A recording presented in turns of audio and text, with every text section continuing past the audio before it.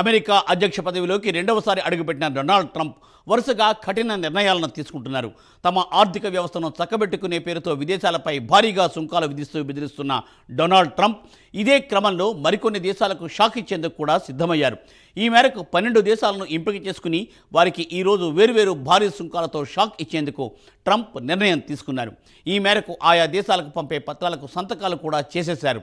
ఆ సుంకాల రేట్లను ఈరోజు ప్రకటిస్తామన్నారు ట్రంప్.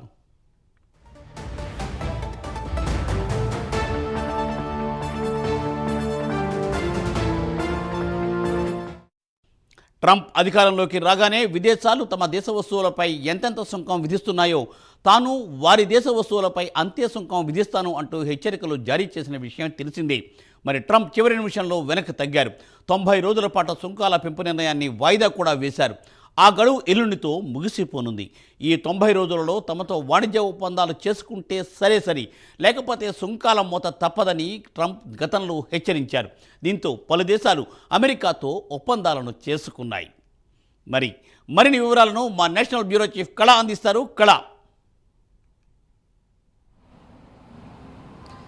మూర్తి, దాదాపు ఏదైతే ట్రంప్కు సంబంధించినటువంటి ఒక సంచలనమైనటువంటి పోస్టు సోషల్ మీడియాలో అన్ని దేశాలకు సంబంధించినటువంటి టారిఫ్ గురించి ఒక పోస్ట్ చేయడం జరిగింది. ఇదే ఒక ప్రధానమైనటువంటి చర్చ. అయితే ఇక్కడ మనకు బ్రిక్స్ సమావేశాలకు ట్రంప్ పోస్టుకు చాలా కనెక్టివిటీ ఉంది. ఇక్కడ అంటే టారిఫ్లను పెంచుతున్నట్లు కూడా అన్ని దేశాలకు కూడా వెంటనే పెంచుతున్నట్లుగా మొదట ప్రకటించినటువంటి సందర్భము, తర్వాత వెనక్కి తగ్గి 90 రోజుల గడువు అంటే ఇవ్వడం జరిగింది. అది ఎల్లుండితో 90 రోజుల గడువు ఏదైతే ఉందో అది ముగియనుంది ఒకవైపు. మరొక వైపు బ్రిక్స్ సమావేశం జరుగుతుంది. ఈ బ్రిక్స్ సమావేశంలో జరుగుతున్నటువంటి పరిణామాల అన్నిటినీ కూడా పరిశీలిస్తున్నటువంటి డొనాల్డ్ ట్రంప్ ఒక కీలకమైనటువంటి నిర్ణయాన్ని కూడా ప్రకటించాడు. అయితే ఇక్కడ ఏదైతే బ్రిక్స్ సమావేశం జరుగుతుందో అమెరికాకు వ్యతిరేకంగా చేస్తున్నటువంటి సమావేశము బ్రిక్స్ సమావేశము, ఈ సమావేశానికి మాత్రము అంటే ఏదైతే దేశాలు అంటే అటు ఇక్కడ మనకు ఇక్కడ ఇండోనేషియా, తర్వాత ఇరాన్, అంటే మొన్నటి వరకు కూడా యుద్ధం చేసినటువంటి ఇరాను, తర్వాత దక్షిణాఫ్రికా, సౌదీ అరేబియా, ఇలాంటి దేశాలు కూడా ఇందులో సభ్యులుగా ఉన్నటువంటిది. తర్వాత ఇక్కడ మనకు భారత్, తర్వాత చైనా, రష్యాకు సంబంధించినటువంటిది, బ్రెజిల్కి సంబంధించినటువంటిది ఇక్కడ ఈ సమావేశంలో కూడా పాల్గొన్నాయి. అయితే చైనా చివరి నిమిషంలో దాన్ని పోస్ట్ పోన్ చేయడము, ఈ బ్రిక్స్ సమావేశానికి రాకపోవడం. మరొక వైపు రష్యా అధ్యక్షుడు అంటే ఏదైతే వర్చువల్గా ఈ సమావేశానికి అటెండ్ అయ్యారు. అయితే ఇక్కడ అమెరికాకు వ్యతిరేకంగా బ్రిక్స్ సమావేశము వారి నిర్ణయాలు ఉన్నాయి అంటూ ఒక పాయింట్.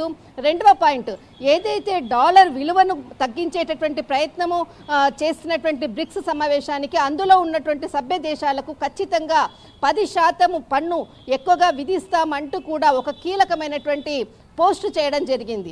అంటే ఇందులో ఉన్నటువంటి దేశాలు అంటే బ్రిక్స్ సమావేశం ఒక పాయింట్, తర్వాత ఇందులో అమెరికాకు వ్యతిరేకంగా నిర్ణయాలు తీసుకుంటున్నటువంటి దేశాలు ఒక పాయింట్.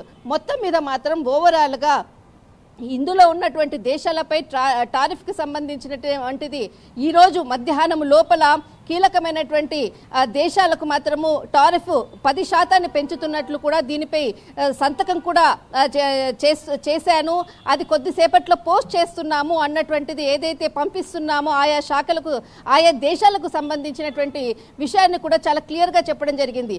ఈ పాటికే దానికి సంబంధించినటువంటి ఏ దేశాలకు 10% పెంచాయి అన్నటువంటి విషయం మాత్రం ఒక క్లారిటీ వచ్చేది ఉంది. అయితే దీనికి సంబంధించినటువంటి పోస్ట్ చేశాము. ఎల్లుండితో ఏదైతే 90 రోజుల గడువు ఉందో టారిఫ్ని విధించేటటువంటి ఏదైతే డేస్ 90 డేస్ ఉందో అది ఎల్లుండితో ముగియనుంది ఒకవైపు. అయితే ఇక్కడ ఇప్పటికే దాదాపు వారం రోజుల క్రితం భారత బృందము ఈ వాణిజ్య ఒప్పందం మేరకు ఇక్కడ అమెరికాలో కూడా చర్చలు కూడా జరుగుతుంది.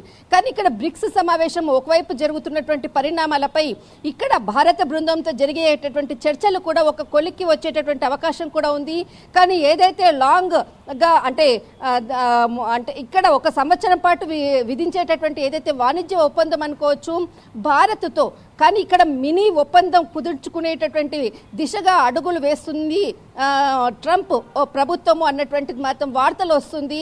ఎందుకంటే బ్రిక్స్ సమావేశం ఎఫెక్ట్ ట్రంప్కు కొంత కోపం తెప్పించింది. దానిపైనే ఏదైతే లాంగ్ లివ్గా ఏదైతే సమావేశము వాణిజ్య ఒప్పందం కుదుర్చుకునేటటువంటి వారం రోజుల నుంచి చర్చ ఏదైతే జరుగుతుందో ఆ చర్చలు కాకుండా మినీ ఒప్పందం మాత్రమే చేసుకునే విధంగా మాత్రమే అడుగులు వేస్తుంది. దీనిపైనే చర్చిస్తున్నారు, దీనిపైనే సంతకం జరుగుతుంది. ఎందుకంటే ఎల్లుండే దీనికి సంబంధించినటువంటి లాస్ట్ డేటు. ఏ విధమైనటువంటి డొనాల్డ్ ట్రంప్ దీనిపై అటు భారత్ అంటే ఈ రెండు వైపులా కూడా ఏ విధమైనటువంటి చర్చలు జరుగుతున్నాయన్నది మాత్రం ఇక్కడ చాలా కీలకమైనటువంటి అంశం. మూర్తి, థ్యాంక్ యూ కళ, థ్యాంక్స్ ఫర్ అప్డేట్.